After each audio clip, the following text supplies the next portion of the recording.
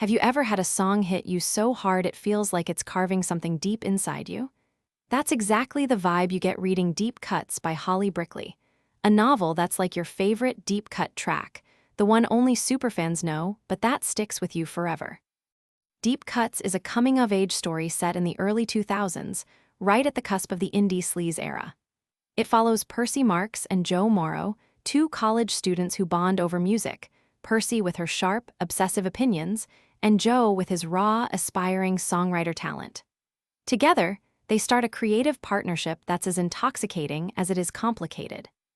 The tone is nostalgic and heartfelt, riding that wave of youthful ambition, love, and messy emotional growth without shying away from uncomfortable truths.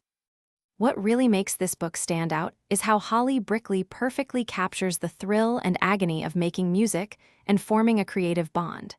You don't just get a story about two people falling in love, you get to peek behind the curtain of the songwriting process, with all its frustration, joy, and ego clashes. The writing is packed with references from the era's soundtrack.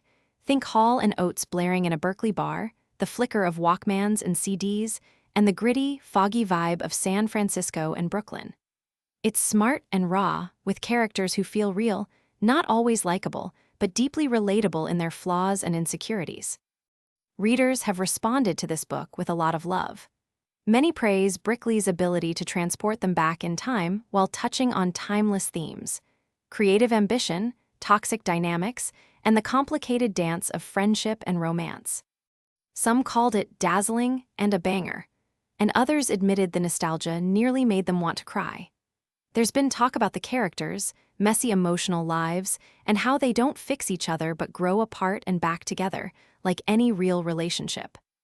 From my perspective, Deep Cuts is perfect if you love music-infused stories that mix emotional depth with a dash of nostalgia and indie culture.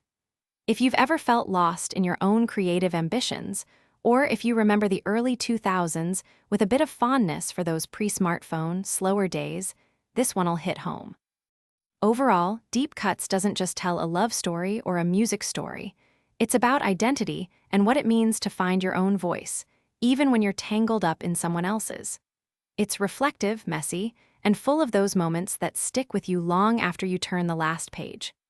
So, if you're craving a read that's part love letter to music, part deeply personal coming of age, and totally soaked in early 2000s indie vibes, definitely check out Deep Cuts. And if you've read it already, let me know what you thought.